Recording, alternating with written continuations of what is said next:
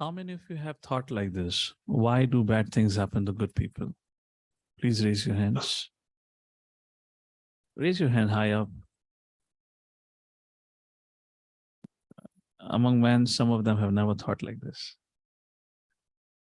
Did you thought like, why do good things happen to bad people?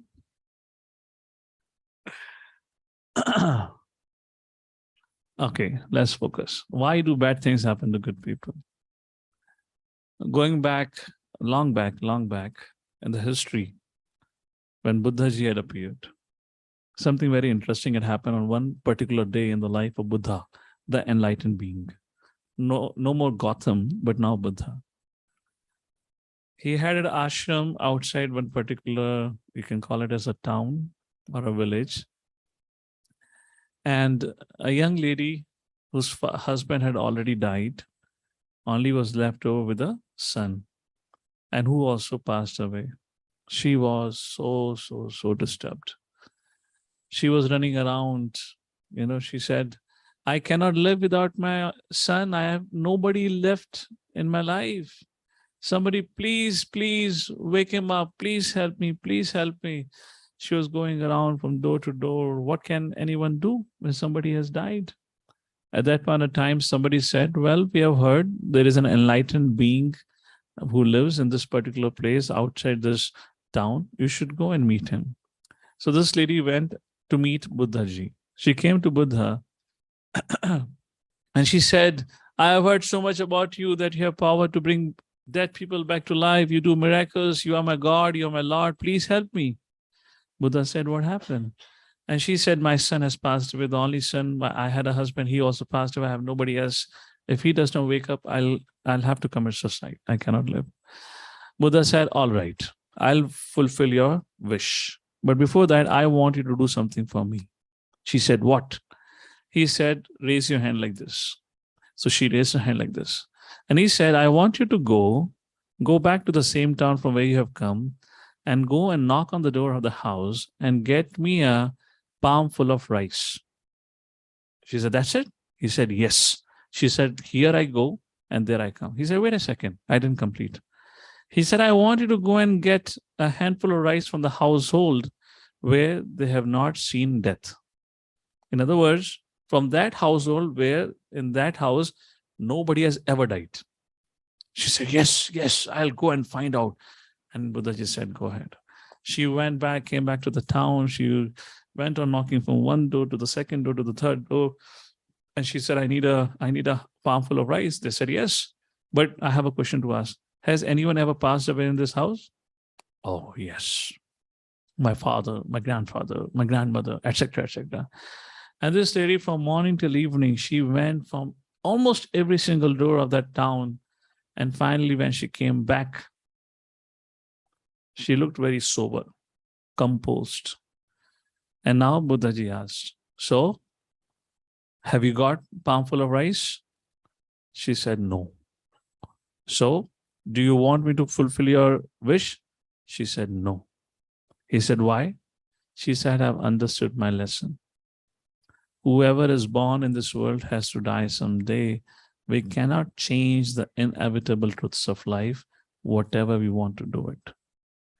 So why do bad things happen to good people is a question from the beginning of the creation has been debated again and again, has been discussed across all the theologies, even if you have read or not. Everyone talks about it, but hardly few know the answer for it. Why do bad things happen to good people?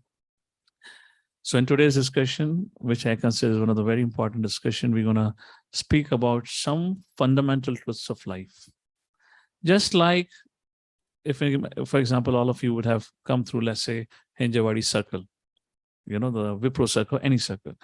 So you know that there are traffic laws. Now, as a human being, there are certain laws applicable to you, and the same laws may not be applicable to the bull or a cow or a dog. If they jump over the signal, nobody's going to catch them. Even for a child driving a bicycle, probably would not catch them. But imagine if there's a traffic signal, there's a red signal, and you happen to jump, and the police catches you. Are you going to ask a question, why do bad things happen to good people? Yes or no? Yes or no?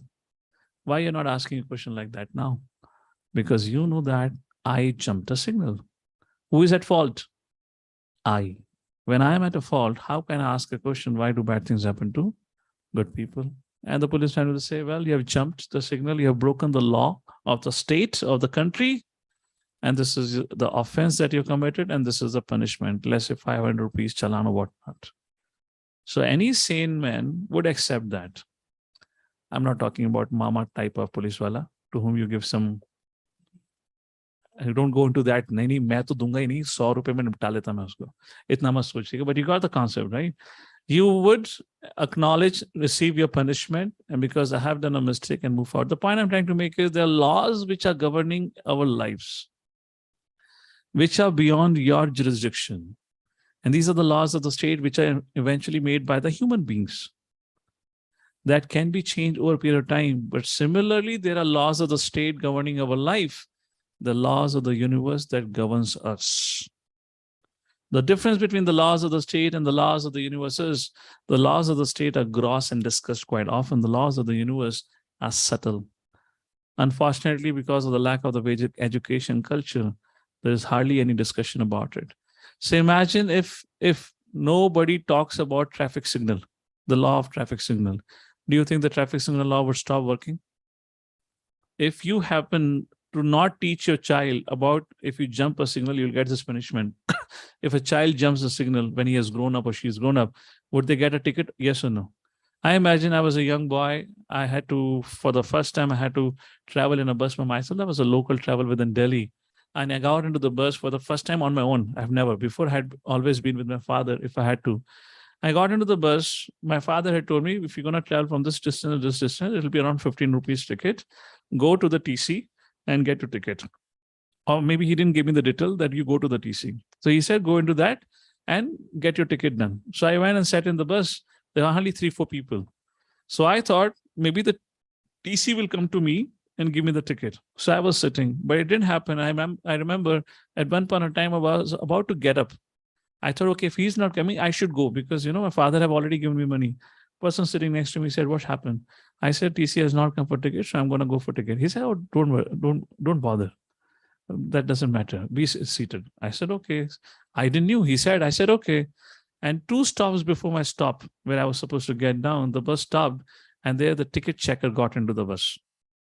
I have no idea what these people are. This is my first time traveling alone. They got into it, and everyone looked very frightened when they entered. They're like Yamdutas for those who travel without ticket in a bus or train. If you have an experience, they really look like Yamdutas to those who travel without ticket. So when they got into the bus, everyone was pretty frightened. And the person they were coming to next to me. So I was also a little worried what happened. He's asking for ticket. So I thought, okay, I'll tell him. The TC did not came to me. So here is the Lakshmi. Now you give me ticket. That fellow came and said, ticket dikhao. I said, I have no ticket. बोला ticket नहीं है कब चढ़ा मैं तो पहली बार तो झूठ भी नहीं बोल पाया मैंने कहा मैं 5 स्टेशन पहले चढ़ा 5 स्टॉप पहले चढ़ा He said, you got in the bus 5 stations below, you have not purchased a ticket. I said, uncle, TC uncle is sitting there, he never came to ask me for a ticket. I said, uncle, I'm sitting here, the TC uncle never came asking for a ticket. I have Lakshmi in my hand. He said, nothing doing. It is your responsibility to purchase a ticket. I said, okay, I'll purchase now. Take 15 rupees. He said, no, 50 rupees. I go, what? This is almost 20-25 years before. He said, 50 rupees. मेरी जेब में 16 रुपए नहीं पड़े 50 रुपए कहाँ से दूँ? So immediately I looked at my accomplice. This was the fellow who told me not to get up. I looked at him. He looked outside the window as he doesn't know me only. He immediately turned his face outside as if I don't know him only. With that, I understood this fellow got into a trouble. And that person really harassed me. I said, sorry, I don't have it. I have this much. So he said, don't ever repeat. I had some maybe 5-10 rupees extra, whatever it is. That probably would be my pocket money. I lost all that. So he said, I said, see, can't you forgive me for my first offense? He said, nothing doing. You deserve punishment because once you pay for it, the rest of your life, you would never commit the mistake again. Okay, those are details. The point is, ignorance cannot be an excuse. My ignorance that I need to purchase a ticket I have to follow that traffic law, whatever the situation. That did not prohibited from the person who was checking the law, implementation law, from punishing me. So my point is, we cannot say, oh, I don't know, so therefore, how can I be punished? Imagine a child goes and put his or her hand on the flame, burning stove. Do you think the fire would burn the hand or no? Arey, this is so inappropriate, so unethical. This is injustice. The child doesn't know the fire burns. Fire? Why did you burn the hand of my child? Don't you know how innocent he or she is? He still doesn't know that you burned. What do you think fire gonna say? Now he will remember rest of the life. Yes, and the point is, ignorance is not an excuse about it. So all of us have spent some time understanding the laws of the state where we live in, but we have to understand the state is under the universe. We also have to know the laws of the universe, and if we don't do it, then this question really troubles us. Because when we know the law, when we break the law, we know we are culprit, we deserve punishment. But the irony and the biggest challenge is when we don't know why we are punished, that troubles us more. Because we keep saying, I am a victim, I'm a victim, I'm a victim. But sorry to say, there is nothing called as victimhood in this world. There is nothing called as, because there is nothing that happens by chance. Everything is orchestrated by our own actions. So that would be part of discussion. Hare Krishna, what happened? Why do bad things happen to good people? Why did the screen went off? I have nothing to do in it. अभी तक तो सब चल रहा था. हाँ हाँ वो करा मैंने, extend कर दिया. I did it. Or maybe, why do bad things happen to good people? I'm getting to see, you're not getting to see. I can continue with the presentation. No problem. The problem is at your end. Or else you'll have to, in your mobile, log into the Zoom and see the presentation.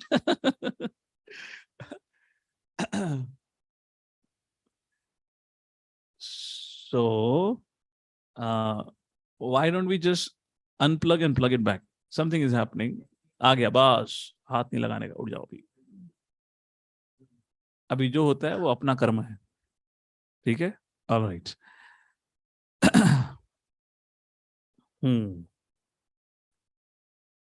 So this is a subject matter which pertains to the topic called as law of karma. Why do bad things happen to good people, or vice versa, whatever you want to talk about it. For example, if you sow a neem seed, you're not going to get a juicy fruit. As you sow, so shall you reap. That's a fact, isn't it? That is what the law of karma is. As you, the kind of actions you perform, accordingly, you get a reaction for it, like that. For example, if you have taken a flight, now you cannot, it's not like a local bus. You know, you bang on the door and the conductor says, Roko, Roko, Roko, bus ruk jata hai, putar jate ho. You have got into the flight, you cannot get out halfway. You have to get down, or you have to wait until the journey ends. Because, right? Point is, situations are not in our control. What is in our control is response. If I have put myself in a particular situation, for example, as I said, you got into a flight, you chose for yourself, you got into it. Now, what happens with the flight is beyond you. Let's say it's from Pune to Delhi. You can't do anything until it reaches Delhi. Nothing can happen halfway through. So what is the response? We make a hue and cry, or we accept the reality and live with it? What would you like to do? Imagine a person in the flight making hue and cry, no, no, no, roko, roko, roko. Beach mein roko. Kahan roko? Maybe Jaipur aega beach mein. Imagine hypothetically, if the flight route from Pune to Delhi is not via Jaipur, but imagine Jaipur. And was flying over the Jaipur, and the man said, no, no, no, I accidentally booked a ticket for Delhi. I had to go to Jaipur. I can see Jaipur is there. If you don't stop the flight right now, then I have to come back again to Jaipur. So open the flight door right now. Imagine the person makes a hue and cry like this. Now you be the pilot, and let's say a person next to you is your steward or whatever. Do you think you can do anything about it? What others would say? He's a mental guy. If somebody in a flight says, you're sitting in a flight and that guy is screaming, no, I can see the Jaipur. Why don't you stop it? I know there is a parachute. Open the door, I'll jump. So how many of you say this guy is mental? He's half crazy. Yes or no? Now, why would you say he's half crazy? Because you know that it is not possible. You have accepted the reality of life. When you have got into the flight, it is supposed to, the door of the flight is supposed to open only in Delhi. It cannot open anywhere else. But somebody out of ignorance is making hue and cry. It doesn't mean the situation would change. The conditions of that flight is beyond that individual's person. Even if somebody gets a heart attack, imagine, can you do anything about it? I remember I was flying once from Europe to America. By the time we reached America, the person 5 stays ahead of me had a heart attack. So what happened? They did not allow anyone to get us to get down in America. And I was just wondering, 5 minutes, 10 minutes, they're not. And then the police came, then the medical staff came, and we were all worried. We were behind. Like, what's happening? It was a huge flight. What's happening? And then later on, when everything got cleared, then we got to know the person who was sitting in the front doing the flight halfway through got a heart attack and he passed away. Two, three times I had come across incidents like this. A person passed away in the flight. Now, what can he do? At one point in time, again, this was a man who halfway through, this was from New York to Delhi, halfway through, I don't know exactly halfway through, the flight is up there. He really got into some heart attack or something. He was sweating and everything. The wife was there. She began to scream, help, help, any doctor, any doctor. There was some doctor went. We didn't know we were behind, one of those who were sitting behind. This was somewhere in the middle and I was at the back side. And she began to scream and all that. The doctor did whatever he can do it. After some time, he passed away. And rest of the flight, we have to fly with a dead body. What can you do about it? Now, even in such a critical situation, can she say, hey, why don't you let her fly to Europe? You know, my husband needs to go to the airport or to the ambulance. Nothing can happen. So the truth has to be accepted. The reality has to be accepted. So here response could be of too much hue and cry, or the response could be, we have to accept what it is. Cannot change it. It's beyond me. So the problem today, the major problem today is all of us, I'm not indicating to all of you, but the way we have been trained up today in atheistic society, all credit goes to the education system. They say law of gravity, Einstein, Newton, right? None of them did anything. But law of gravity उनके पिताजी का थोड़ा था, दहेज में थोड़ा मिला था उनको. I mean, it's not that law of gravity they got into dowry or something. The law of gravity exists from the beginning. It's not that the apple never fell before that. It was the first time when he sat underneath an apple tree, an apple fell. And then he discovered, no, apple was falling. The law of gravity had been existing. The question is, who created the law of gravity? So the point in this regard, just skipped my head, what I was saying, the law of karma.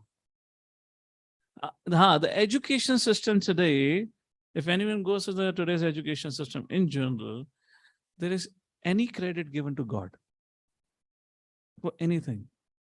Let me ask this fundamental question to all of you. Let's see what you think about it. How many of you agree we have been taught that our ancestors were cavemen, uncivilized people? Raise your hand. Uchhata karo. Dono haath khada karo. Full confidence dekhna chahta hu. 100% right? Every one of us have been taught. Even that little boy has been taught. He raised his hand. Well, he's saying that I'll be taught, unfortunately, in future. So everyone has been taught, right? And they said gradually human beings became civilized, gradually.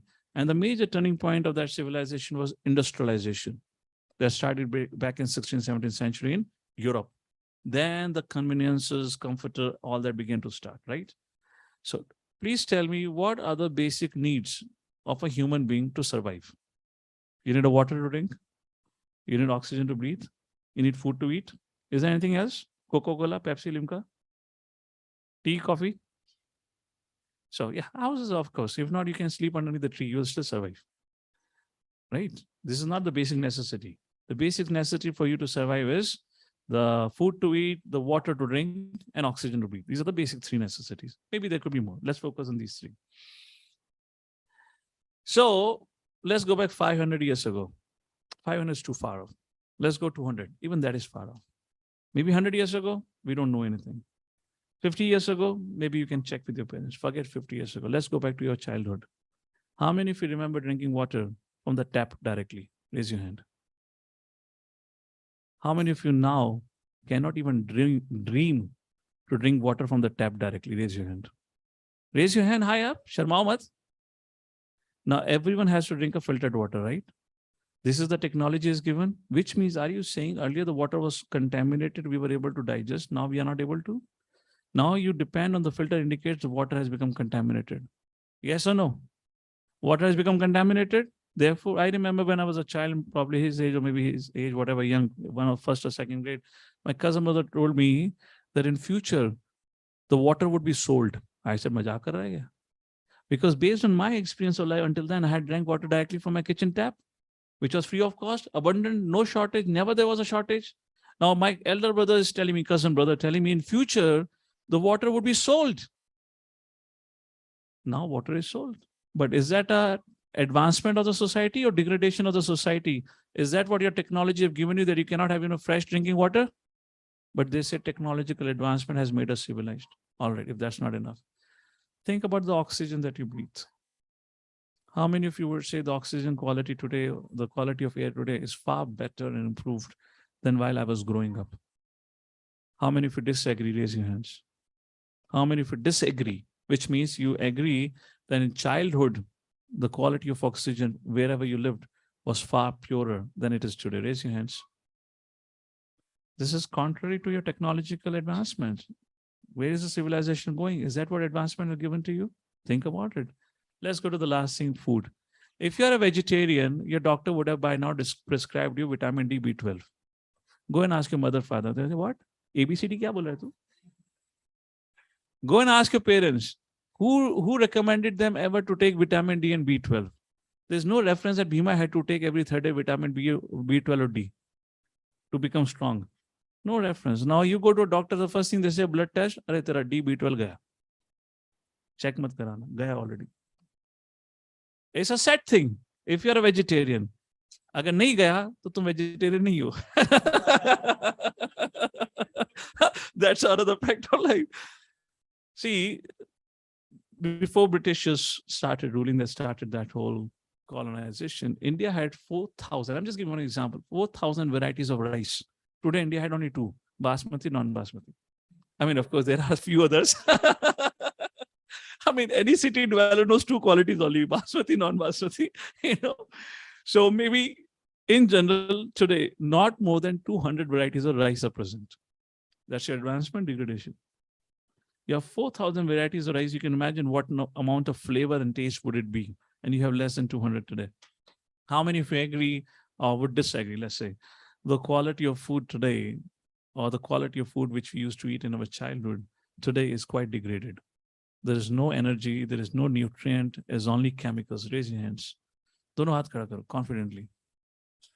Now you tell me, for all the three things you are saying, we have got no good oxygen, no good drinking water, no good food to eat. Are we advancing, degrading? How many of you say we are advancing? Raise your both hands. Now, how many of you say you're degrading? Raise your both hands. This is how we have been cheated. This is how we have been cheated. I am not saying that you are saying it. I'm just putting what you're saying into a words and a statement. If I'm not saying technological advancement is wrong, I'm not against that. I'm using technology here. My point is to have that mindset. Because of technology, we are surviving. Technology is God. Technology is given everything. God does not exist. Because when you accept technology the way they offer us, then by default, the way they teach us, by default, God is rejected. Yes or no? If the moment you start believing in technology the way they teach us, God is out of the box. God does not exist. Where does the milk come from? D-Mart. Where does the potato come? D-Mart. Ask a child. The egg, the cow doesn't exist, the agricultural land doesn't exist, the farmer doesn't exist, the child doesn't know. He only sees D-Mart. Why? Since childhood, mother, father take him to D-Mart. Every time they go, he sees the mother picks a potato and milk. So from where does the milk and potato come? D-Mart. That's the whole thing. People have got totally disconnected. So even if you are disconnected, the laws of the universe are still going to act. And let me ask a last question before we move forward. How many of you would agree or would say believe, or let's say agree, that your parents or grandparents were far much more anxiety-free, had a more time for their family members, and were more happy than the current generation? Raise your hands. Both the hands high up if you agree. अरे ये तो उल्टा चल रहा है सब कुछ. हाँ, तुम लोग तो सब चीजों पे एग्री कर रहे हो, तो क्या जी क्या रहे हो आप लोग? We are so much grounded in today's world and today's what they have to teach us, and I mean, it's all entirely opposite. Okay, let me ask one more question finally. How many of you agree we have far much more comfort and convenience available at our disposal and the means of entertainment and enjoyment as compared to previous generations? Yes or no? Yes, raise your hands. So see, for all that entertainment, you have to spend so much money. And then person goes and watch a movie and comes and says, flop movie thi yaar, 500 rupees barbaad ho gaya. Now, if you ever had gone to a temple with your parents and they come and say, kya mera aadha ghanta barbaad ho gaya. They go listen to nice aarti, such a wonderful environment, take darshan, come back. Ever you had a situation like this with your parents going? You know, otherwise you go and spend. Now tell me, why would people go and eat in restaurant? There's only one answer. The one who is in the house doesn't know how to cook. Sorry, yeah. I mean, I'm not indicating to anyone. I mean, how much with your parents when you were a child? Of course, I'm not saying college or maybe teenage years, because then the environment had changed. When you were a young boy, how much you remember going to a restaurant to eat? I don't remember. I come from a pretty good, decent family. I never remember ever going out. Only time we would eat out when we have gone out on holiday. And that was used to be Vaishno Devi, not Goa.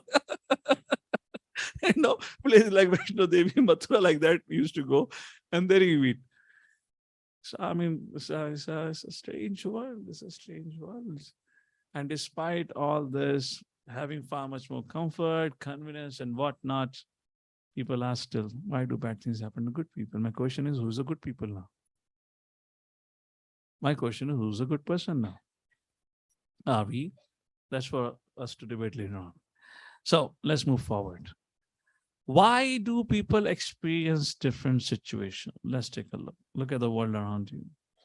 In this world, some are born to rich parents, some are born to poor parents, some are healthy, strong, some are not so strong, weak. Some have a lot to eat while some starve to death. These are the facts of the life. Some get the best education, some don't even have the basic needs. Some are very fair, some are born to a dark complexion. Who decides? Why there are so many discrepancies, disparity, and whatnot? Look around here. So much disparity from your external outlook with your level of IQ that each one of us have here, all to along with our physical well-being and the happiness index. It all varies to the kind of parents we got, the kind of religion so-called we got birth into, whatnot, to the nationality, to the place of birth we all had. Who decides? Where it all? But this is a fundamental question, but we don't have time to think. Of course, we choose. You can choose a wife, husband, job, type of car, apartment, many more things. But there are many things we don't choose. We have discussed this in the very first session. We don't choose our parents. We don't choose our beauty of face cut, intelligence, and many, many more things like that. So let's take a look at some few more examples. Have you had that experience in your college life, coming across, or maybe school life, coming across somebody who never used to study? A night before or 2 days before the exam, they'll open a book and they'll score more marks than you. Have you known such people like this? Or 100%, huh? Were you the victims or were you the one who studied 2 nights before and got the more marks? Looks like everyone is victim here, huh? Wonderful, wonderful. Don't do that, huh? Study well. Otherwise, I'll quote your example next time. You'll become my case study there. Yeah, we have that experience, isn't it? Let's move forward. Wait a second. Now, major setback. Have you ever faced a setback in your life? All of us would have had some, which we can call it as a setback, whatever it is, like that. So, in these situations, did you ever wonder, why me? I studied so hard. This fellow didn't study also. And 2 nights before, when he started studying, he came to my room to take my notes only. He studied from my notes only. And he got more marks than I. This is injustice. I have been slogging for the last 6 months. How many of you thought, do I really deserve this? Let's take a raise of hand here. Who can relate to it? Have you ever had that? Why me? Do I really deserve this? All these injustices. How many of you thought like that? Had a thought come across your mind? लोग आजू बाजू देख रहे हैं, मैं अकेला तो नहीं और कोई अकेला नहीं है, सबका है, चिंता मत करो. Who is responsible for it? Is it God or someone else? Do events take place by chance? So now, some questions. How many of you have at least come across one of these questions in your mind? Please raise your hand. At least one, if not all. We all have come across. Okay. Any answers you got? Let's take a look what answers for that is. Let me quote you our favorite case study of this course, Mr. Darwin. So Mr. Darwin, pretty interestingly, Darwinian theory of evolution, right? Darwin. So this is about atheism. The God doesn't exist. Now, for your utter shock and surprise, Darwin was a staunch Christian before he wrote his Darwin theory of evolution. He was a staunch Christian who used to travel around and tell people how Jesus is the God. And sudden change happened in his life where he went on to say God does not exist. What happened? He came across a situation for which he asked a question, why do bad things happen to good people? And that was his 8-year-old son at that point of time got cholera and he couldn't survive and died. And when his 8-year-old son died, he became so disturbed and so confused. I am a God believer. I am a faithful man. They call faithful and non-faithful like that. I am a faithful man. I believe in Jesus. If God would have existed, how he would not have protected? Because in their culture, in the Western theology, this whole idea of protection and not protection, which means God is supposed to protect you. God is like a godfather. You know, if you believe in Godfather, Godfather is, is like a contract sign. He's supposed to protect you like that. So I believed in the Godfather, the God, why he hasn't protected me? He failed to protect me. It only means one thing. What? Either he is all-knowing, but not all-powerful. Or else he is neither all-powerful, not all-knowing. Because if he knew, he would have protected my son. So he cannot come and say, oh, I'm sorry, I didn't know that your son is undergoing such a terrible disease. So thus he concluded, when he went out and asked different people from his church and whatnot, nobody could answer him why he lost his son. And that's where he concluded, God does not exist. If he would have existed, my son would be living. And my son is not living. He does not exist. And therefore, he went on to give a theory of Darwinian theory. And that's how the atheism was born for him. Let me give another example. There's a story from Scotland. A man who all his life worked in an agriculture field, had a good business, good production and produce.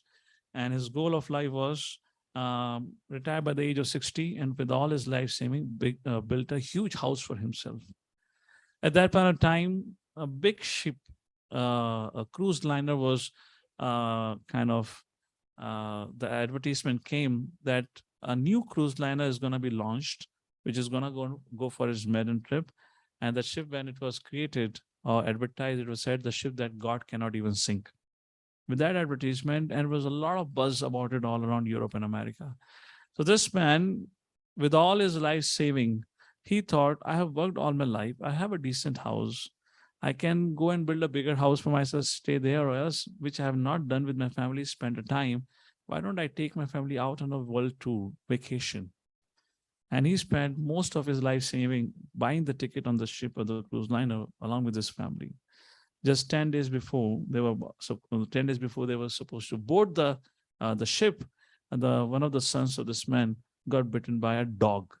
At that time, there was some disease going on because of which the whole family was quarantined for 15 days.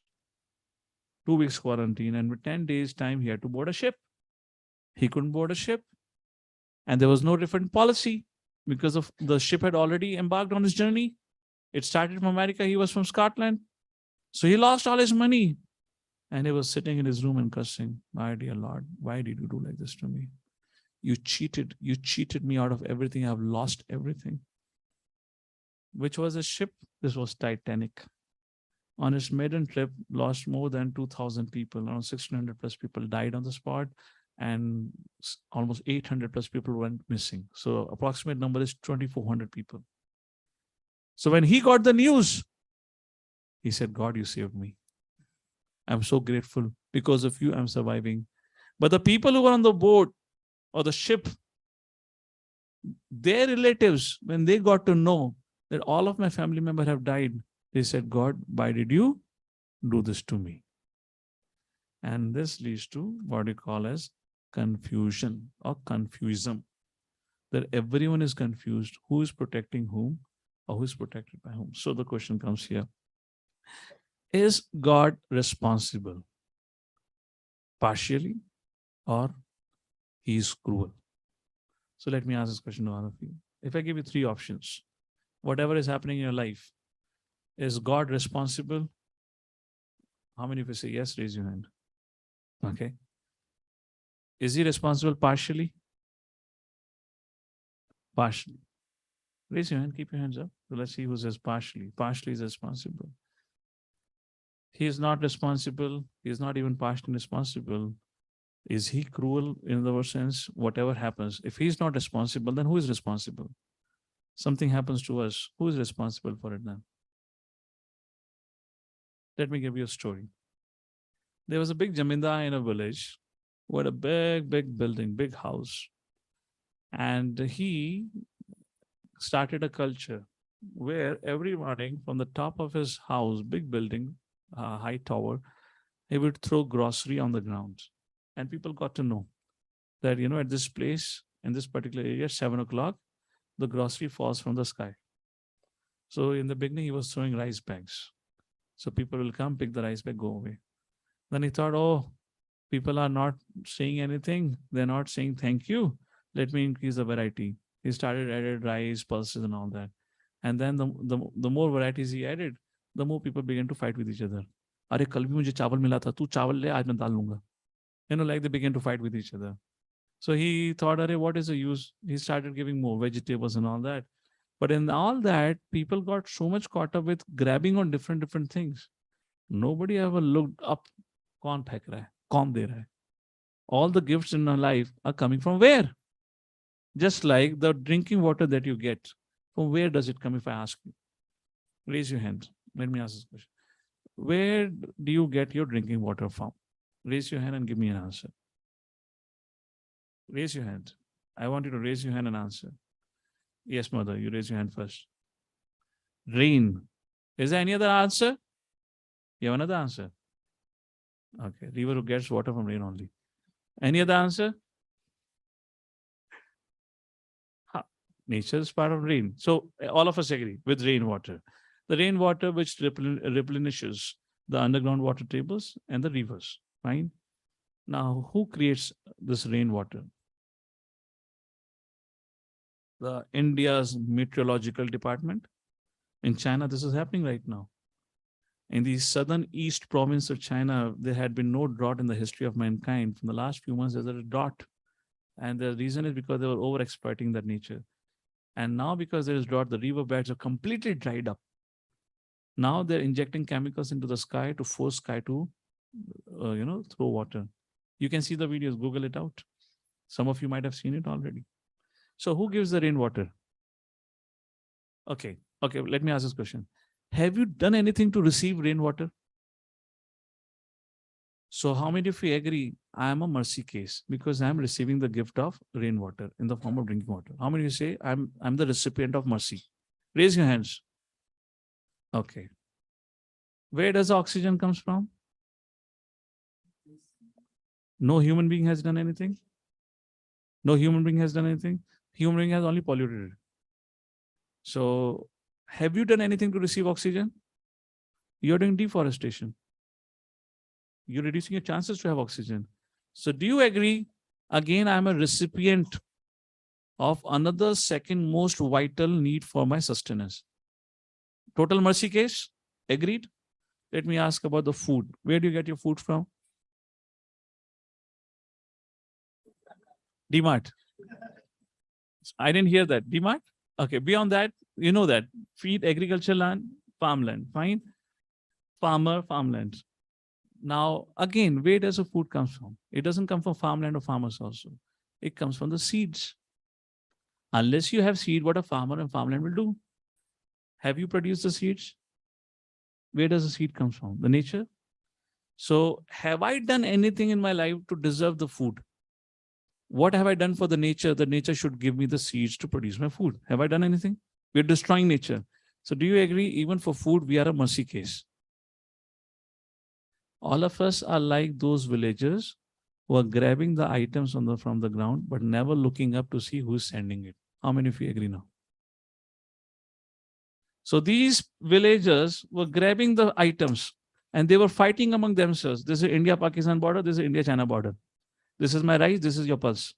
They're fighting over the things which are given by the Lord, and nobody ever looked up. Who is sending? Who is throwing these things? So Jamindar that particular day became very upset. He said, I'm giving them more and more, and they're fighting more and more. Nobody even bothered to look it up and says, who is giving me? The wife was a smart lady. She said, I have a plan. Get ready tomorrow. I will throw. You stay back. The husband said, all right, you throw. The husband was standing behind, and this time the lady started throwing things. And the moment she started throwing things, everyone started looking at her. Oi, kaun phek raha hai? The husband bola, "Are, itne hafton se pheka." Nobody ever looked up and said, "Kaun pheka?" And the husband asked, "What did you do?" She said, "See, until today he was throwing rice bags. Today I started throwing bricks on them." जब सबके सिर पे जाए ton से brick पड़ी तो ऊपर देखेगा ये कौन फेंका? You got the lesson? So we don't ask who is doing in our life unless we suffer. Unless we suffer, we never ask the question, "Are, kar kaun raha hai?" Now, with three things that we said, food, water, and oxygen, how many of you would agree we are a mercy case? The basic necessities is not that basic necessities were not available 500 years ago. It's all credit to industrialization, nothing. 1,000 years ago, 10,000 years ago, millions of years ago, everything was available. The basic needs for survival of human being was available then also. So we are a total mercy case. If we are a total mercy case, who is showing us mercy? Who is showing us mercy? That's a subject matter which we need to explore. Imagine you are a parent and you raise your child, you give birth to a child, you raise your child, provide for him all the while. Mothers, how much they have to go through for the child? 9 months hold in the womb, and then for years together, anytime in the night, the child will throw up, he'll pass stool, whatnot. And the whole night, the mother and the father had to take care of the child. Yes or no? How much our parents and all of you as a parents have to go through for a child? Our parents have gone through for that. Think about it. Now you have taken care, the father works so hard and mother takes care of the child, cooks every day, regardless of how much of the hot weather or cold weather, she has to wake up in the morning, cook for the child because the child has to go to school. He goes to the school, you work hard for the child. If the child has an examination, the mother thinks it's her examination. She stops going out. The father stops going out because the child has an exam. They compromise at every point of time in their life for your benefit. Or let's say you're doing it for your child. Imagine that child goes to a college. Now he has gone out of the home and he stops calling you. 1 week, 2 weeks, 1 month, 2 months. And third month, you get a call. He says, "Father, my pocket money is over. Can you send me 5,000 rupees? This is the account number." He disconnects the call. How would you feel? How many of you say, what would you feel? Let's ask you. Why should I give an option? You got the point? He just calls you up, whatever your name amongst the audience. He says, "Hare Krishna." He says, "Hello, father, mother. My pocket money is over. I need 5,000 rupees. This is my bank account. Please transfer by tomorrow morning." Tuck. Line disconnected. What would you be thinking?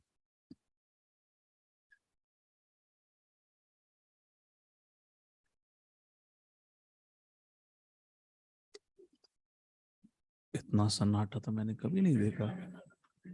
इतना क्यों सन्नाटा छा गया भाई? No experience or what? Any of our online fellows want to say something? Okay. They're having some sound issues or what? Okay. Yes. What, anything? Okay. If you're finding it difficult, let me give an option. How many of you say, "I'll be hurt"? Raise your hand. This is what my son does to me, daughter does to me. Whole life I took care. He can't even ask, "How am I doing?" After 3 months, he calls. So how many say you'll be disturbed for whole night? What have I done? This is how my child is treating me.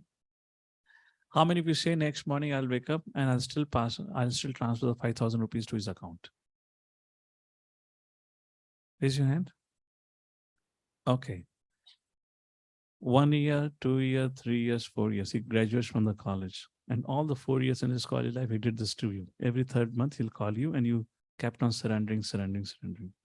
You paid for his education, everything. You took a loan and paid for his education, and the husband is paying the EMI. And after college, he gets a job. You get a no call. He got a job. He gets married to the girl of his choice, and he's living off his life. And you don't even know where my son is. You get to know from friends that he has gone here and there, and you are still paying off the EMI and whatnot. My computer crashed. Why do bad things happen to good people? We are having practical demonstrations here. The Zoom, are you signed in Zoom? Thank God, at least somebody is on the Zoom. The sound is going from here or there? Sound is going from there? Okay. Imagine if the child continues to be like this, selfish to you, and let's say the wife of the son, for example, I'm giving a hypothetical example, the wife is pregnant now, and he calls up, mother, your daughter-in-law is pregnant, so I need you to be here for 3 months.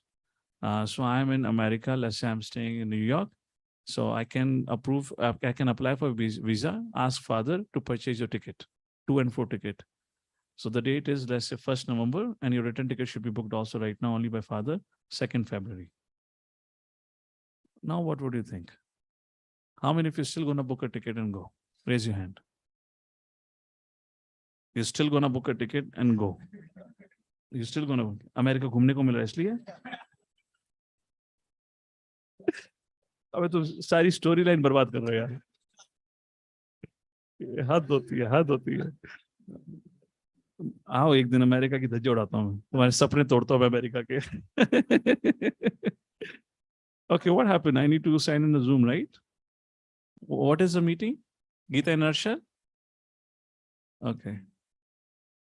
So I don't need to sign in.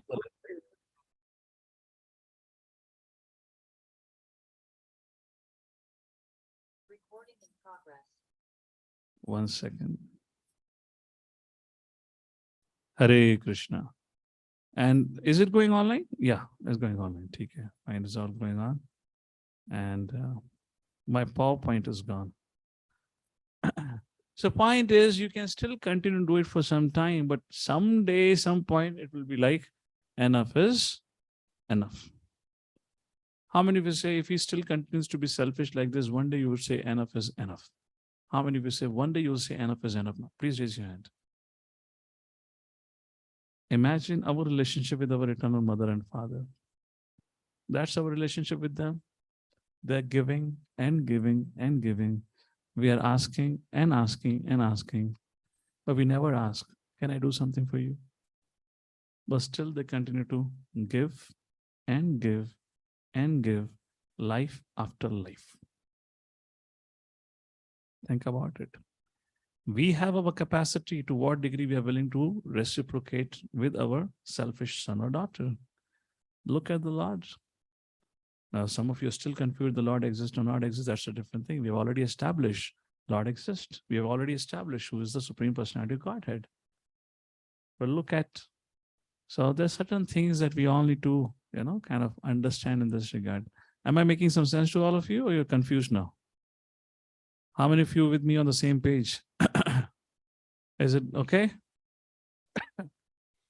Okay, so is God responsible, partial, or cruel?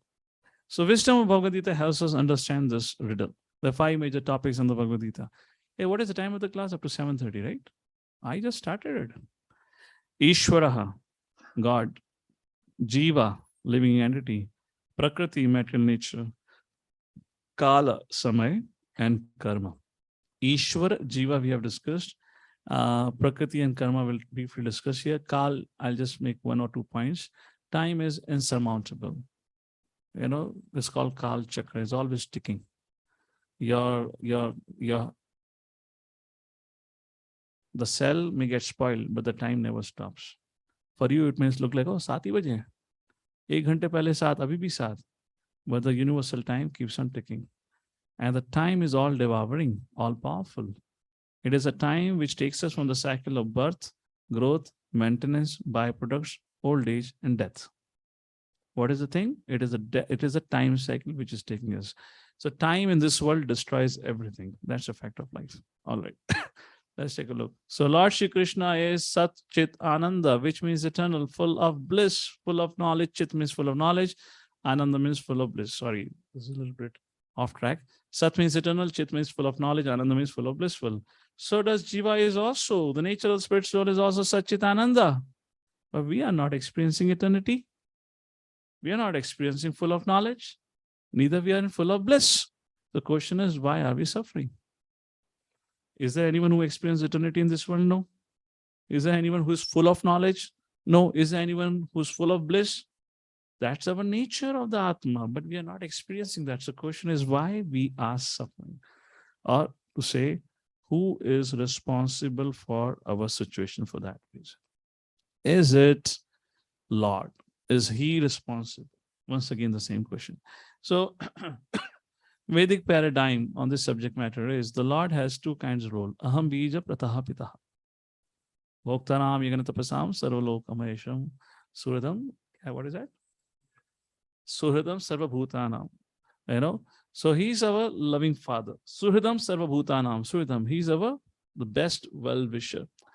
So as a loving father, he appears in this world again and again, and different avatar, which is called as incarnations, to teach us what is the Dharma. Dharma means what is our relationship with the Supreme Lord. That's our constitutional position. And even if when he is not here, he leaves behind scriptures.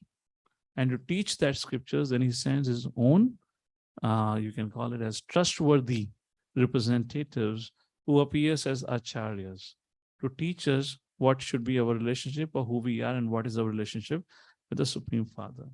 So like that, we who have completely disowned him, when we are in need, we go to the temple, or when we are in need, we look at him and tell what is going on in my life. Yes or no? So we are like that selfish boy or a girl and the parent example that I was giving. We are like those villagers who keep on taking but never look who is giving. The example that we were giving. But yet Krishna or the Supreme Lord never stops loving us. That is why he's said to be all compassionate. But he also has a second role.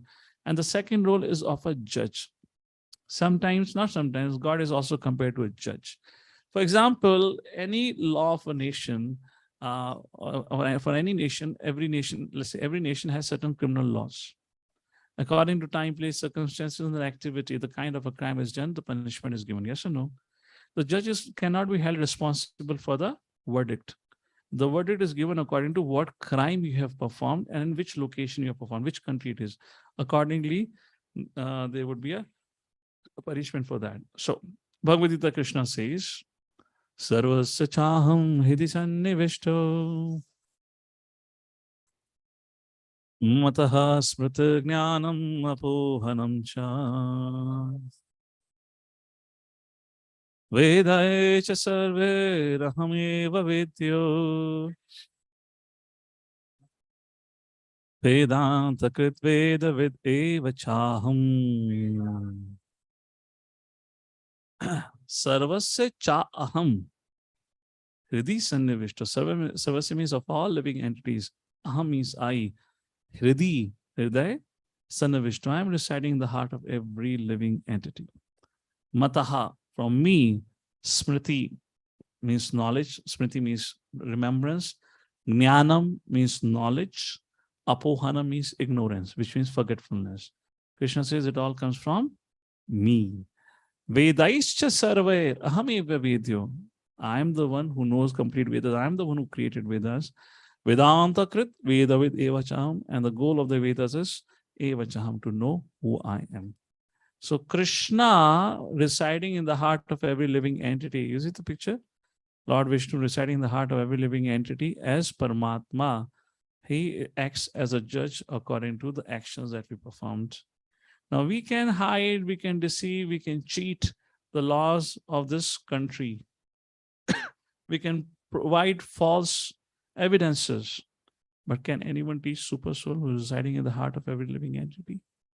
He knows every actions that we perform, like that. So God is compared to a judge. Same judge awards rigorous imprisonment to one, while same judge may award plenty of compensation to other. So why is the judge awarding different judgments? Well, it depends. Is he partial? No, he's not partial.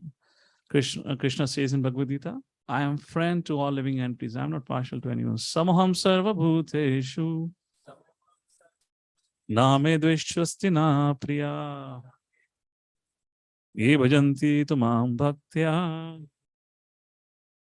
maite teshu chapi aham.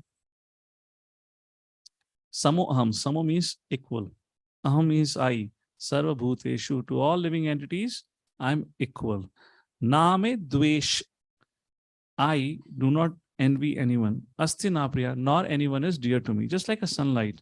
It falls in the house of a saintly man or also to the house of a demoniac person. The sunlight does not say you are evil, you are good. Doesn't. Similarly, the mercy of the Lord or grace of the Lord is not that only you get food, water, oxygen. Even those who are committing sinful activity, even they get it. So Krishna is saying, I am not. I am impartial to everyone. But the kind of action you perform, for that we have created called as law of karma. As you sow, so shall you reap. Somebody asked a question, why Lord has to create this law? And Prabhupada gave one simple example. Prabhupada said during Second World War, when the war was happening between Germany and Britain, the both were in their regards, one was, had their own set of faith on the God. So when the when the Germans they had gone to war, their wives were praying to the Lord, please protect my husband. Let them kill, not get killed. And when they went into war with the Britishers, the wives of the Britishers were praying to the Lord, please protect them, my dear Lord. Let them kill, not get killed. So hypothetically, imagine you are put into the position of the Lord. And this is from Britain, this is from Germany. Both of them are praying, please kill the Britisher, kill the German, save my family member. What will you do? You're getting the kind of a dilemma, the difficult situation. Everyone is praying, protect my husband, protect my son.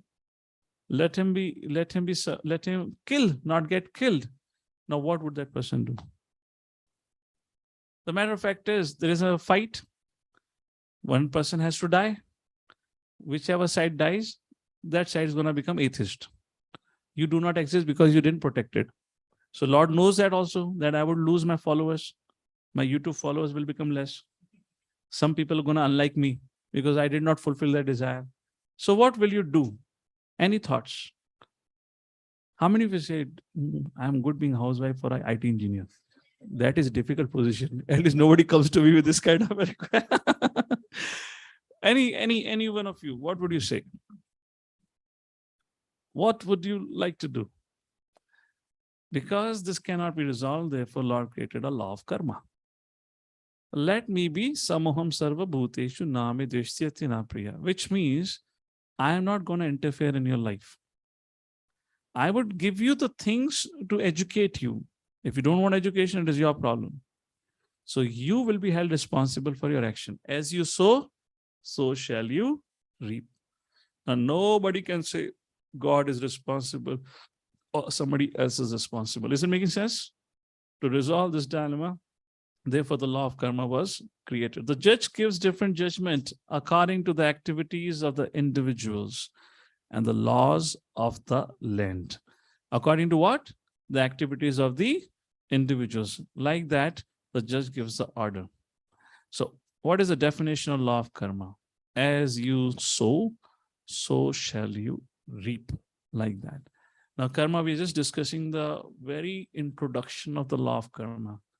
When you read Bhagavad Gita in detail, then you will understand what karma exactly is and how to become freed from the karmic reactions. We're not going to focus that. We're just introducing you what is karma.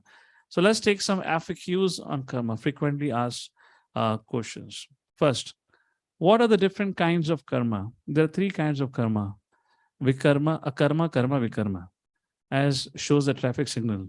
Red signal means that should not be done. Which is that? Vikarma. We should not engage into it. Akarma, green signal. That should be definitely performed. Karma, 50-50. Take a risk. You may not. If you have ever rushed your car through when it becomes yellow, and suddenly by the time you come to the junction, it suddenly turns green, and you are in the junction surrounded by cars from all sides. Have you had that experience? I had plenty. In Delhi, sometimes the traffic signals are huge. There are big circles which you have to cross. And 2-3 times it happened when I was a young boy when I used to drive. 2-3 times it happened. I got stuck in middle of the traffic. The cars are going here. That was very, very embarrassing. And then police wala comes with lakdi ghumate hue. So what are the things which you should not do? That the scripture says very categorically. These are the future destinations. If you do, then this will be the destination that person will get. Very beautiful pictures. Let me just do this thing. I mean to say very artistically presented. I'm not laughing at their suffering. That's not my intention. So, he's drinking Pepsi here. So he gets in next life. This is a punishment. A hot charcoal is put into his mouth. So you understand which Pepsi, huh? Special flavored Pepsi. I guess they call it bagpipe or something. So, which means alcohol. So no intoxication. This is about embracing of fire. This is a punishment for illicit relationships. Here the person is robbing or stealing, that. So he's been punished. And here, he fried kekada and he gets fried in the next life. So that's what is a punishment like that. So hellish situation. So what are the 4 things that should not be done? Meat eating should not be done. No illicit relationships, no gambling, and no intoxication. For all of these 4 categories, there are special hells which are created. And those who do all the 4, they have wonderful time in the next life. They have to go through all these 4 things and different. So it is something which we should not mess around, become a bad activities. Why such actions are considered sinful? Somebody may ask. Dharma stands on 4 pillars. Do you know what are the 4 pillars of Dharma? Raise your hand if anyone knows. अरे भाई, हिंदू धर्म के हो? कौन कौन हिंदू धर्म का हाथ खड़ा करो? हाथ खड़ा करो कॉन्फिडेंटली. हाथ खड़ा करो. कौन कौन पिछले हफ्ते नहीं आके गरबा के लिए गए थे? हाथ खड़ा करो. हिंदू धर्म का ही तो है वो. तो आप नाच गा के तो आ गए खूब. अब ये बताओ भाई, जो आप नाच गाना गए थे, तो आपका जो धर्मा है उसके 4 खंबे कौन से हैं? नो मोर गरबाना, ओनली एजुकेशन. पहले एजुकेशन प्राप्त करो, फिर नाचने जाकर. Jokes, I'm just joking. Next. So there are 4 pillars on which it stands. I'll give you an acronym which you can remember. ACT. You know the popcorn? ACT. ACT. ACT M. A for austerity. C, cleanliness. T, truthfulness. M, mercy. Is that clear? Now you'll not forget, right? If in the middle of the night I come and enter your room and shake you up, Hari bol, 4 pillar batao dharm ke. ACTM. All right, so jao. Okay. All right. You should go deep down your consciousness. So mercy. Mercy is lost with non-vegetarian diet. It's just so simple. How can somebody kill animal and eat because of one's taste? Mercy. Truthfulness is lost with gambling, stock market and everything. What is that? It's a whole game of cheating. Cleanliness. Now here cleanliness, Lord Shri Krishna speaks about cleanliness in the 17th chapter. One thing, cleanliness of body and cleanliness of mind. So cleanliness means every morning wake up and take bath. I remember when I was going to America to study there. So I had got admission at Ohio State University, where from November to March is very cold, and December onward it snows. It goes into negative temperature. So I was asking another student who had got admission in the same college. I said, "Oh, I'm going to go to foreign for the first time. I have never lived in a place where it snows. How, how would we dry clothes? Because imagine if it's a snowfall, where would you dry clothes? It's cold outside. He said, no problem. I said, what? He said, we'll wear jeans. We'll buy two or three pairs of jeans at the beginning of the winter. And then at the beginning of summer, we'll wash it. He said, jeans are made for that purpose only. Because you can keep wearing, keep wearing. They look dirty from the day one only. How much ever dirty you make it, it looks like it is becoming more and more nicer. Look at the jeans color. It's all rugged. You check it out. It is what it is. Jeans were actually made. You know for whom jeans were made? Huh? Mine workers. Now IT workers are using it. It was mine worker because it will not get dirty like that. Anyways, that's a different topic. So his idea was, so मैंने कहा ठीक है यार, jeans तो 3 महीने बाद बदल देगा. जब नहाने जाएगा टॉवल तो गीला होगा. बोले कोई बात नहीं, लंबे लंबे से तो लोग नहाते नहीं है. So there is one cleanliness of body, but most importantly with illicit sex is cleanliness of mind.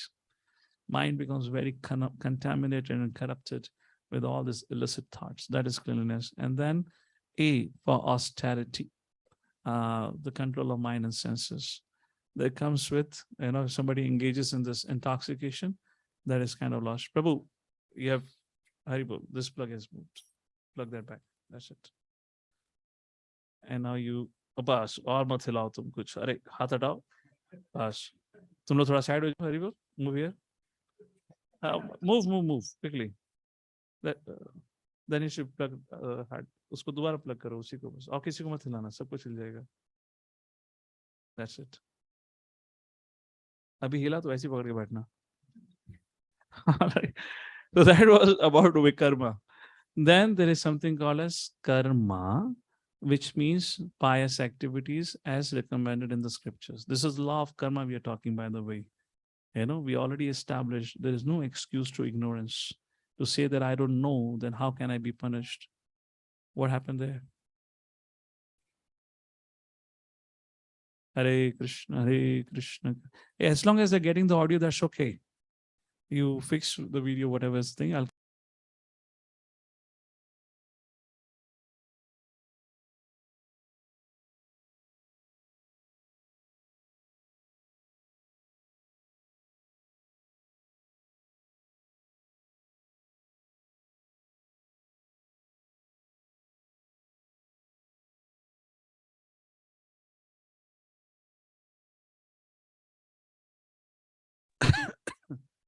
All right, I'm back here.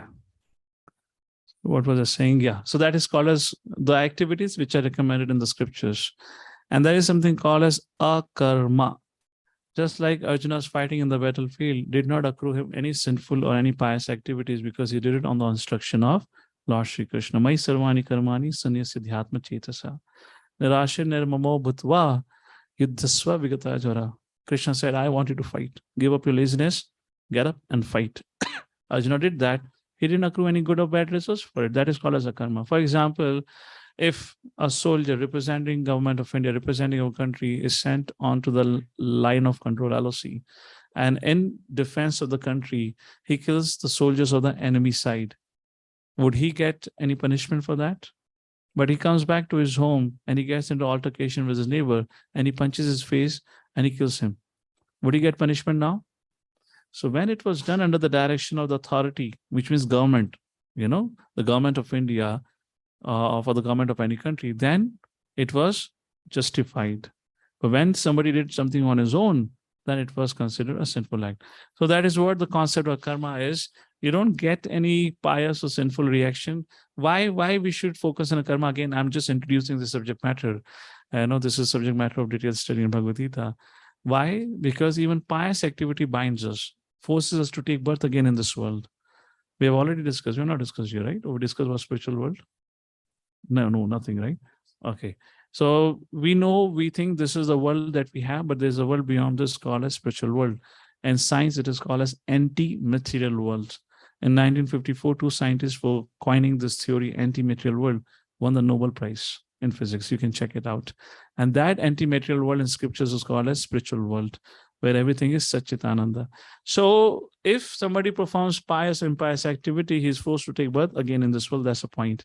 Therefore, Krishna says, you come back to me. So what are the three different kinds of karma? Karma, vikarma, akarma. What is the duration of the results of karma? Well, it depends.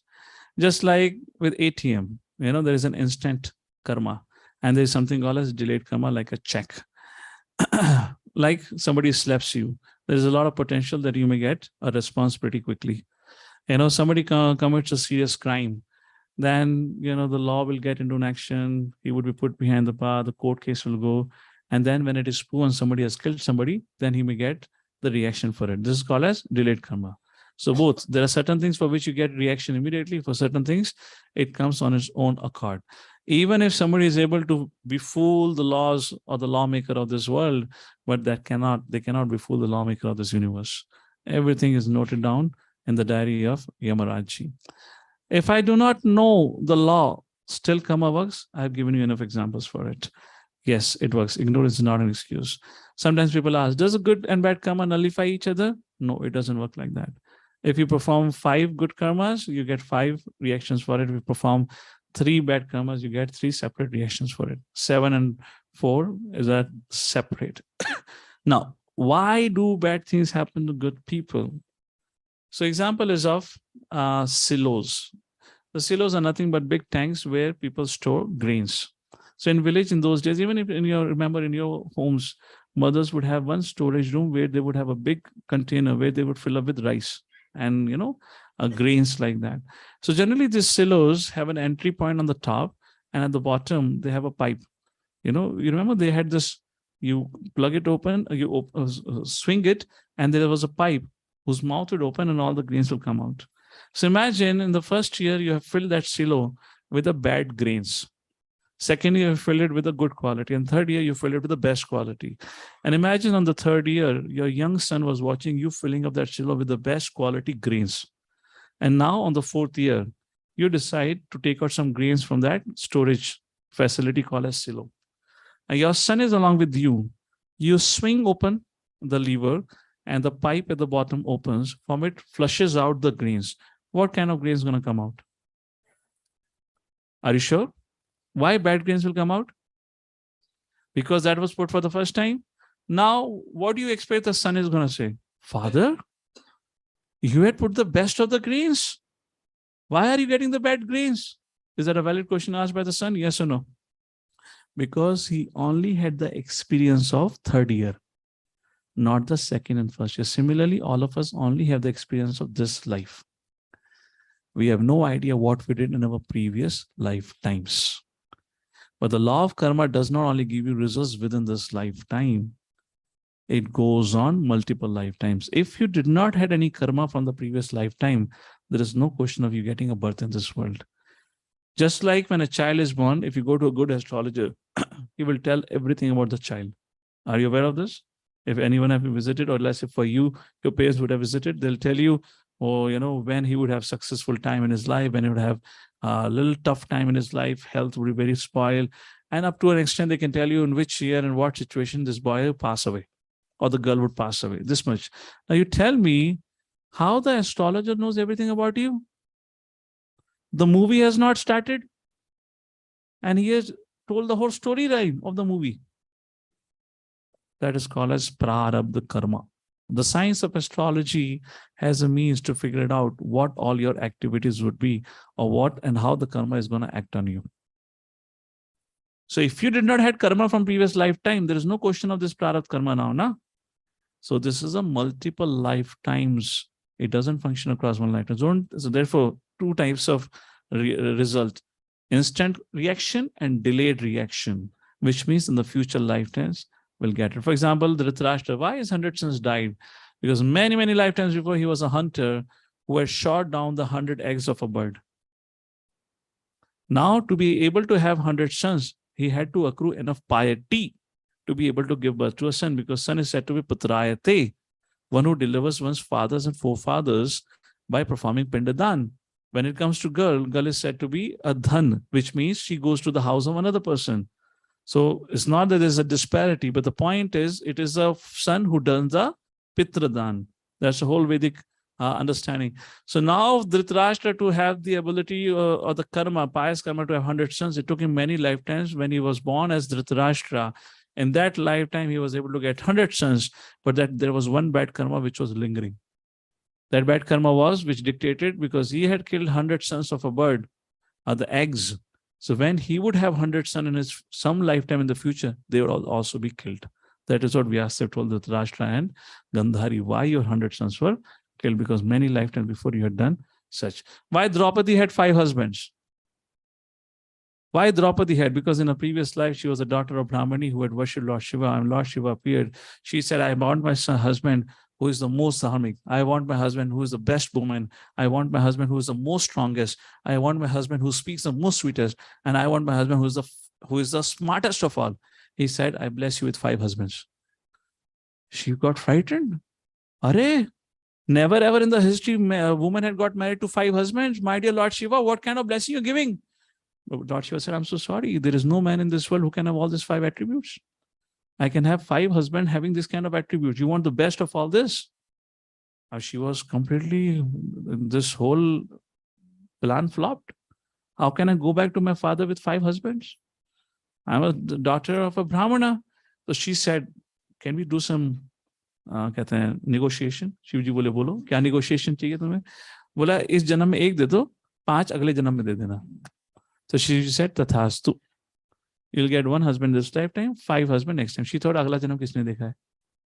Agla janam Draupadi. This is what Vyasdev came and told Draupadi.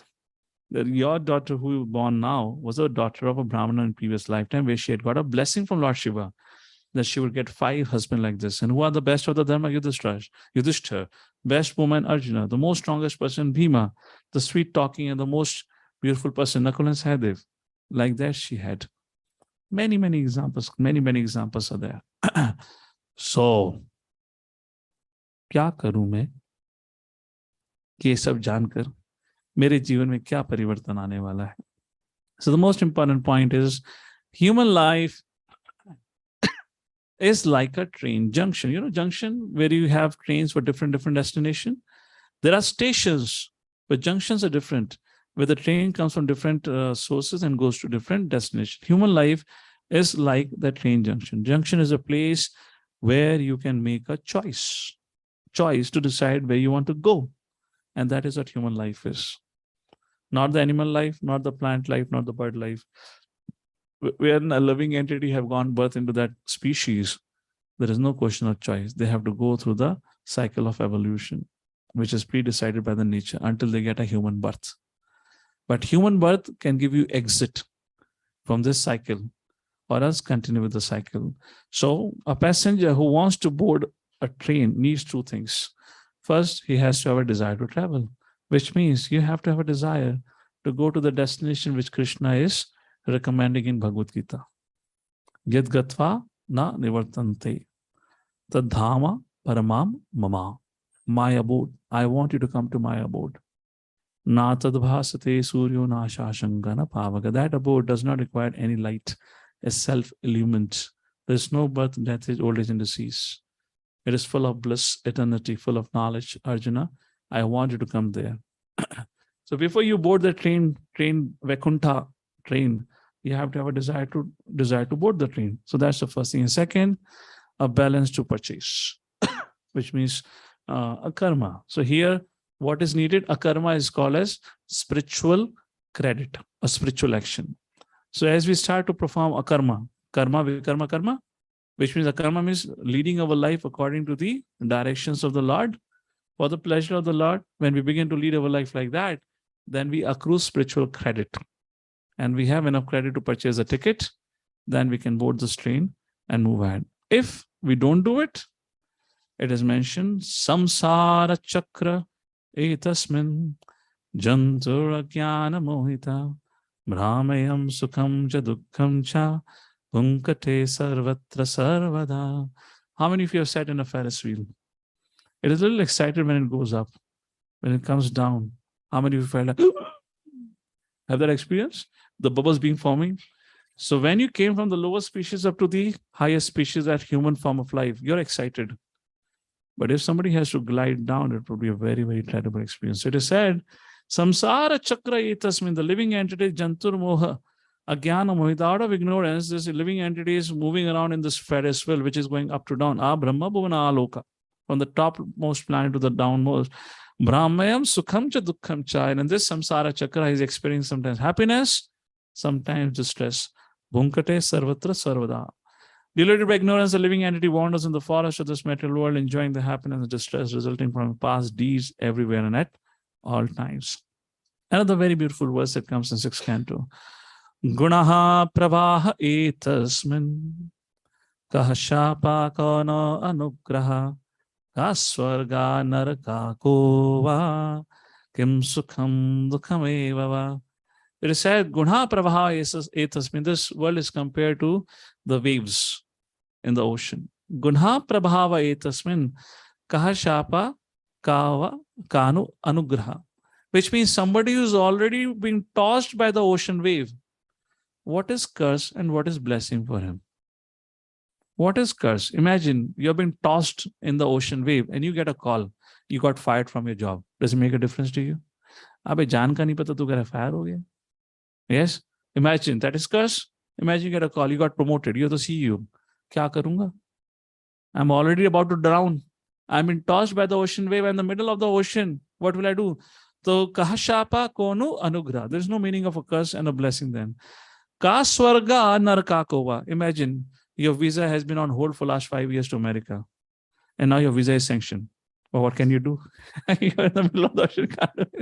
So ka sarga naraka kova. Nothing makes a difference. Sukham dukkham evava. Similarly, what happiness and distress when we are already suffering? The material world resembles the waves of a constantly flowing river. Therefore, what is the curse? What's the favor? What are the heavenly planets? What are the hellish planets? What is actually happiness? What is actually distress? Because the waves flow constantly and none of them has an eternal effect. We are being tossed in the waves of material life, which means from one species to another, we keep on changing. Please think about it. How many lifetimes we had mother, father, husband, wife, kids, whatnot. How much does it different? How much is it different for you now? The life goes on.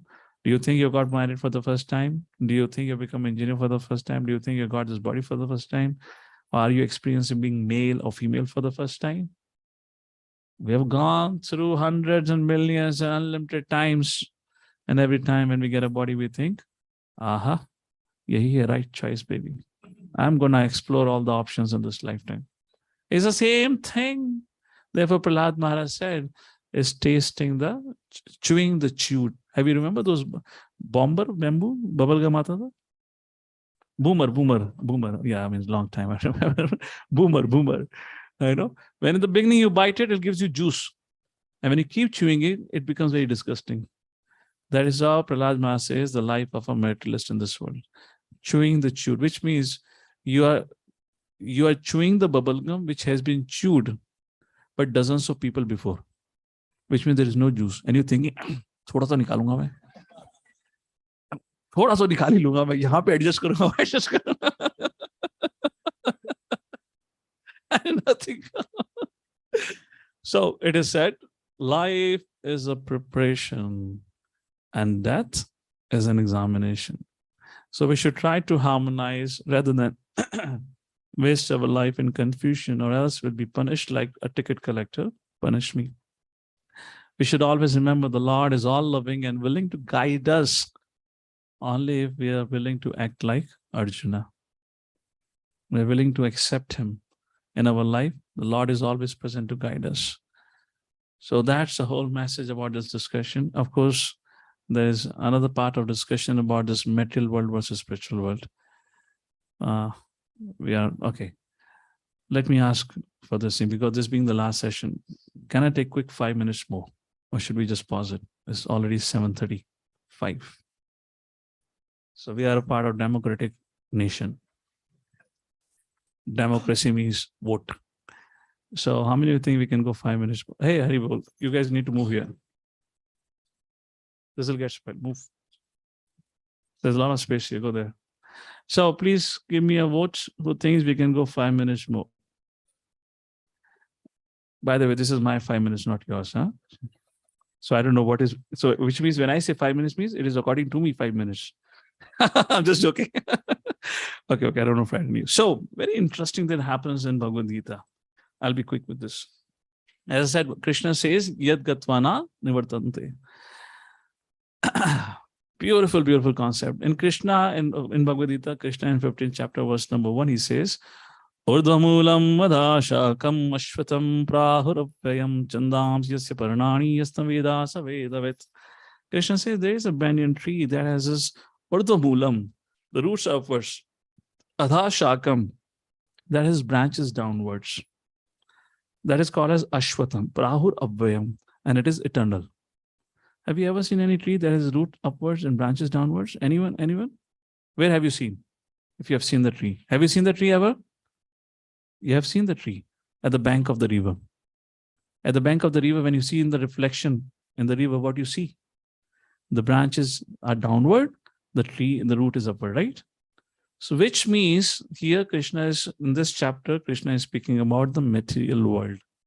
By this analogy, Krishna is saying, this world which we live in is a reflection of the anti-material world called as spiritual world. How many of you have heard of the Vedic aphorism? Asatuma satgamaya tamasoma jyotirgamaya mrityum va amritam gamaya. Asata to sat, tamasa darkness to light, jyotir, mrityum to amritam. Where is that? Where is that jyoti? Where is that amritam? Where is the sat? That is called as spiritual world. That is what Lord Shri Krishna is. Tad Dharma Paramama. That is the supreme most abode. That is my abode. So yes, we all have seen, as you can see in the picture, you see that? It's a reflection. We see that. Now, when it is reflection, it's very interesting. Now, here in this world, how many of you say this is a place of darkness? In its original state, this material world or this world which we live in is a place of darkness. How many of you agree with that? Now, if in case you're thinking about earth, I want you to think beyond it. If you don't have a sunshine and moonshine, it's darkness. Yes, it's a place of darkness. Tamasoma. How many of you say this is a place of death? Whoever is born has to die. This is a place of death. Now, if it is a reflection, what would be in the original place? There is a light and no death.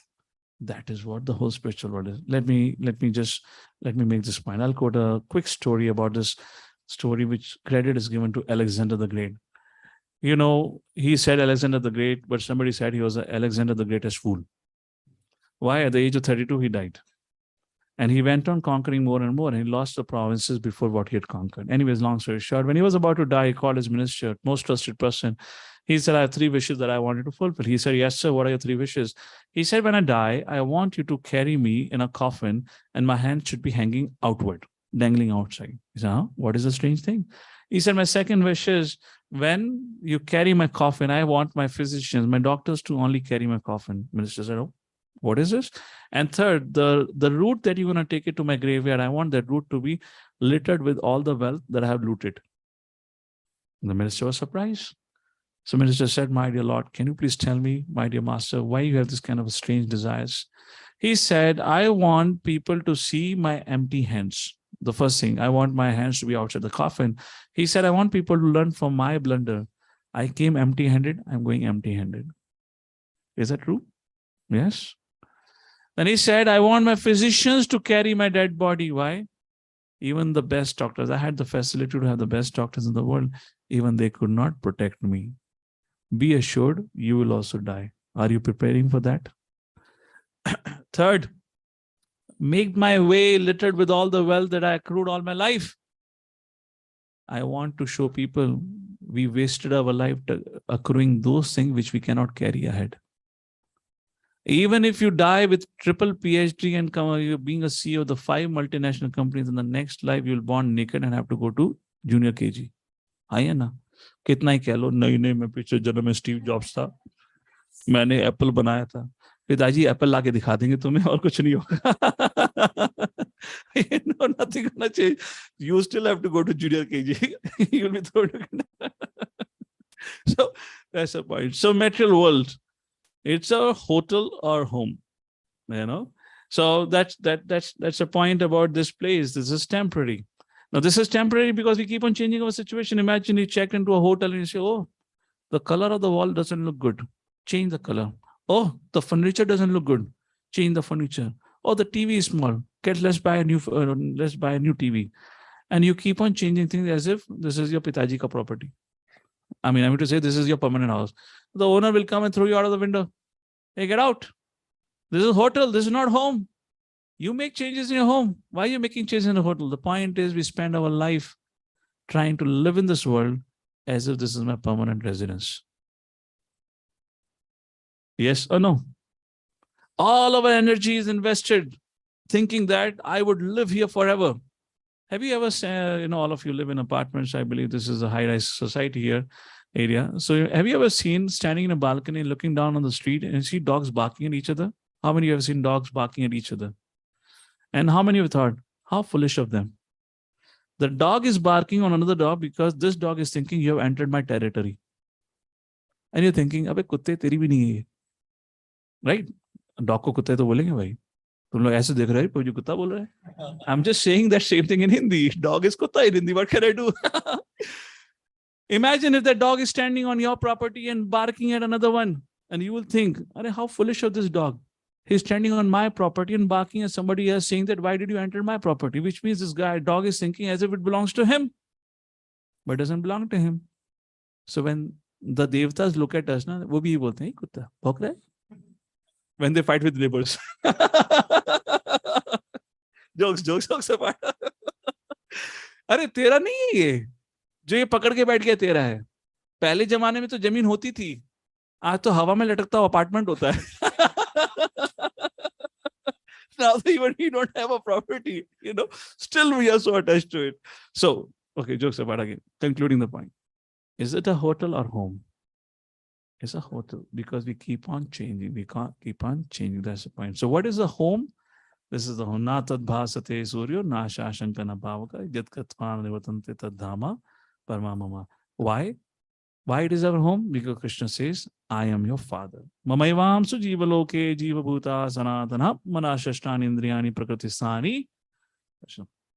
Arjuna, I am Mamaivam. Every living entity is my part and parcel. I am Ahambija Pratapita. I am the seed-giving father. So wherever father lives, that's our eternal home. Father doesn't live in this world. Father is saying, come to my place, come to my abode. And the definition of this abode is this. Yad katvana nivartante. My dear son, once you come back to me, you will never ever come back. Go away from me again. Natad bhasate. There is no need for any light. That's a self-illumined place. So what are we supposed to do? We are supposed to pack our bags, to prepare ourselves to go home, back to Godhead. That's the foremost message of Bhagavad Gita. Don't make this temporary place as your eternal address. And of course, I'll conclude here now. The session has some more concepts to discuss. We'll pause here. Now, this is just what through this Gita in Nutshell series of the 5 topics where we talk about who is God in control, where we can learn about the Lord, or the God or the Supreme Father in the Vedas. Our Vedas are mythology. And then Veda says you're not the body but the spirit soul. So we discussed about the greatest lie ever spoken to us, that we are the body but not spirit soul. And after that, we talked about, okay, after all, who is the Supreme God? One God versus many gods. We discussed about Vishnu Tattva, Shakti Tattva, Jiva Tattva, and Shakti Tattva, Shambhu Tattva, like that. And we come to the final point. Why do bad things happen to good people? Where the concept of law of karma was discussed. So Bhagavad Gita in detail speaks about the subject matter in details. If you don't have it, we have so many copies of Bhagavad Gita in English, Hindi, and Marathi. You can contact our devotees. Ritesh Prabhu is there. At the end of the program, you can contact. Please take a copy and start reading. This is not the end of journey, it is for me. I'll be more than happy and will be very happy to see you. Now this program ends here and it will be shifted to Sunday evening. The schedule of the program would be rather than 6, it will be at 6:30. 6:30 to 7:30 or 7:45, there would be a class, and 7:45 would be an Aarti, which we are going to do it now. Because from tomorrow onwards starts a very special month, an occasion called as Kartik Maas, which is a very, very, very auspicious and holy Maas. Just imagine, you know those Diwali sale, Christmas sale, Bonanza, 100 रुपए की चीज 20 रुपए में. वो 120 का 100 रुपए में बेचते हैं, 20 रुपए का डिस्काउंट बता के, So anyways, mega sale, you have it. Similarly, in Kartik Mas, there is a mega sale to accrue as much as spiritual credits. Have you played those games like Mario, things like that? And suddenly there will be a brick. You keep jumping and you keep getting your coins. You remember that games like that? I remember one of those two games that I had played, Mario and Contra, while growing up. So like that, this is the month. If in this month, very important thing which we're going to facilitate for all of you today is to offer. You see behind this Shishi Yashoda Damodar.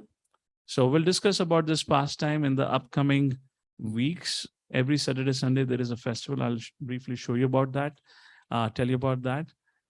So here in this month, starting from tomorrow, we start from tomorrow, but because we were meeting today and this is the end of the series, so we are celebrating a day in advance so that all of you get to do it.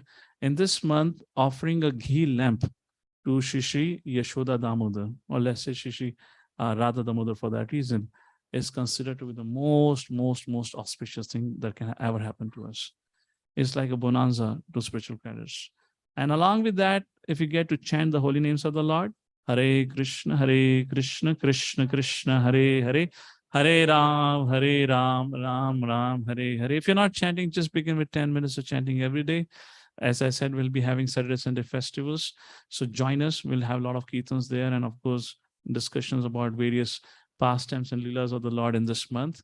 We'll be part of it. Take that as part of a daily routine. So offering ghee lamp, chanting Hare Krishna Maha Mantra 10 to 15 minutes every day to begin with. And third, you want to add a reading of Bhagavad Gita, at least in this month, to do that every day at let's say 15 minutes to 20 minutes. Just do this, which makes 15, 20 minutes, another 10 minutes of chanting, half an hour spiritual activity. And then every evening here from Monday onwards, tomorrow the lamp offering is at 7:30. 6:30, 7:30, there will be discussion about the life of Dhruva, the 5-year-old boy who went to the forest. And then 7:30 or 7:45 around, we'll have offering, the lamp offering. And every Monday and rest of the month, Monday to Friday, here at the same place, 8 o'clock to 8:30, this half an hour program will happen in the evening. Those of you wish, you can come and join it here. Or else, if you wish, we also have a program that we are starting where host Deep Dan Festival, where it is another very auspicious thing to invite. We have created a team here where you can invite and our team will come to your home and we'll do this 1 hour program at your home. You don't have to do anything. You just have to make your mind and invite devotees. And you want to invite your neighbors, you can invite. With 30 minutes, there'll be a discussion on the importance of this Kartik Mass, 20 minutes of the Aarti, which we're going to sing now. And for 10 minutes, all of us will sit together and chant Hare Krishna Maha Mantra. That will be a 1 hour program. So devotees will come as and when they have the schedule available. We have made few teams who can go and share, about the importance of this Kartik Mass with all of you. So you can invite. That's also an option wherever you live. The message will be soon shared on your WhatsApp group. Monday to Friday, 8 to 8:30 program here. And Saturday, Sunday, you will get an announcement about Saturday festivals. 15th, we have at Sunway Society. And then 23rd, we have it at Blue Ridge. Sangria Clubhouse. And on 29th, which is Saturday, we have it at Blue Ridge. We are celebrating, 29th, we are celebrating Govardhan Leela. Some of you might know about the Govardhan. And then 23rd, we are celebrating Diwali. And on the 15th, we are celebrating Damodar Leela. Like that, the festival and Sunday program continues here every day like that. And we are concluding this whole Kartik Mass. Another very important activity to do in this month is to visit a holy dham. So the nearest holy dham to this place is our Pandharpur. On the 5th and the 6th of November, and that weekend, there is a trip planned out. So if you have not received an invitation, you can check out your WhatsApp group, or I'll tell the admins, they'll post a message. Make an attempt. I would say it would be a life-transforming event for you. To come along, you don't have to do anything for it. Just get into the bus. The bus will pick you up from your doorstep and drop you at the doorstep. That's it. Only thing we're going to do it. Only thing that I'm going to make sure that you should be willing is no sleeping for 2 days. Come back on Sunday evening, then you sleep as much as you want. For 2 days, be out. We'll take you on a tour. Anyway, jokes apart. So that's 5th and 6th. And that's what the whole thing for this Kartik. We're all fired up and excited because tomorrow morning it begins. So every morning at 4:30 a.m. also there is a program here, which 4:30 in the morning it starts, which goes up to literally up to 9 o'clock. So you wish you can join online every morning. It is online from 4:30 a.m. to 4:45 a.m. Over 15 minutes, we speak about the glories of the holy name of the Lord. So that's 15 minutes. And then after that, from 4:45 to 7 o'clock, there is meditation, which happens here. And those who want to do at home, they can connect online. They can also do it like that. And then 7 o'clock, there's an aarti in the morning. And then on 7:45, 8 o'clock, there is a class. This is our standard schedule, nonetheless, every day like this. Are you excited or frightened? क्या रे? इतना कुछ हो रहा है? डरा दिया. So कौन आना चाहेगा सुबह 4:30 बजे? हाथ खड़ा करो. Online. Okay. Good. Fine. So I guess I made my most of the announcements. Nothing missed out, right? These are the announcements. Any questions or anything? So today is the conclusion of the series. Before we conclude, any clarifications or questions? You have something to say? Go ahead quickly. And all of those who have joined online, thank you all being present. We'll conclude now. Yes, where's the mic? And soon after this, we're going to get up and start with our Damodar Ashtakam. Hare Krishna, Prabhuji. Prabhuji, first day when I joined here, right? So my question was that, okay, like I know that incomplete knowledge. Okay. So Prabhuji, Krishna says, or in a Gita says that whatever is happening with him is, or he is his, right? Means whatever, like in Hindi, I would say that, okay, उनकी इच्छा के बगैर पत्ता भी नहीं हिल सकता करके बोलते हैं. So whatever the things we are doing, so karma is in our control. So what the things controlled by God? The law. Your control is action. Your control is, do you want to jump the traffic signal or not? But who defines the law? Who gives you the punishment? Who gives you the award? But, the lawmaker. But the action happened later on, right? Suppose anybody is stealing or anybody is beating. So it is not his choice to beat or abuse or anything he want to do, right? Nobody want to do that, but he do. Okay. So it's action and reaction happened. Action and reaction happened. So do you think some thief accidentally was going back to home and he suddenly jumped into the house of somebody accidentally, broke open the window accidentally? My question is that he don't want to thief. I think so. He don't want to steal anything, but there may be some mind or some, I would say that majburi. Okay. That's why he is doing that thing. See, I did not pay for the ticket for the bus. Whatever my reason, there was reasoning. He said no and whatever. What did the ticket collector said? He will capture and fine you. So what is the question of this? Their reasoning and all that. You have done an action. Of course, you can plead guilty and your punishment can be reduced. But punishment is inevitable. So I would say that everything is onto the based of karma, right? Whatever, if we have not done into this life, okay, we may have done that mistake into the previous. Everything is not based on karma. Everything is based on your actions.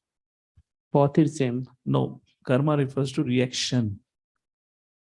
Karma, it actually means the reactions you get for your actions. So the choice for you, how you want to act today, is your choice. It is your decision. It is your decision to be sitting here and learning and hearing about Bhagavad Gita. That is your choice. Nobody has taken away. And those who are not here, it's their choice to be not here. And what choice you make today, accordingly, you will have situations created in the future accordingly. Just like somebody decides to get married, then the choice that he has made is going to put him into a particular situation. Let's say 5 years from now, he might have to stand outside the main gate of a school whole night, probably waiting for an admission for the son. If you're a bachelor, this would not have happened.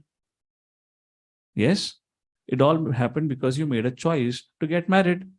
So it all happened because you performed that action. So the situations which are created around you are dependent on the actions that you create, actions you make. Is it okay? Yeah. And according to that action, there are certain situations which are already predefined is going to happen. And these things are predefined by the laws of the nature. One more question, Prabhuji. It just arrived last week. Okay. So may I know from where that Bali Pratha came? Like Sacrifice. sacrifice, yeah. I can say. Animal sacrifice. Yeah. You're talking about that? Yeah, I mean some animal sacrifice. Yeah, Right? animal sacrifice. Yeah, no? like we last session we discussed about the Shiv Tattva. So what is the question? So from where that arise come, because that I am coming into question. Okay, like I have seen that. Okay, Vishnu Tattva, Shiv Tattva, and Shakti Tattva, and last Shambhu. is some okay, Huh. and Jiva Tattva. Okay, so among that only I have seen that for the Shakti Tattva we sacrifice the animal. Correct. So why? Because I was in a last week in a Blue Ridge, and there was a very big festival was going on. Okay, Durga Pratima. Fine. Okay, Got the point. So everything is given in the scripture. Veda means knowledge. Shakti, particularly, is the manifestation of Devi as Kali, is a representation of mode of ignorance, tamoguna. All this animal killing happens in tamoguna.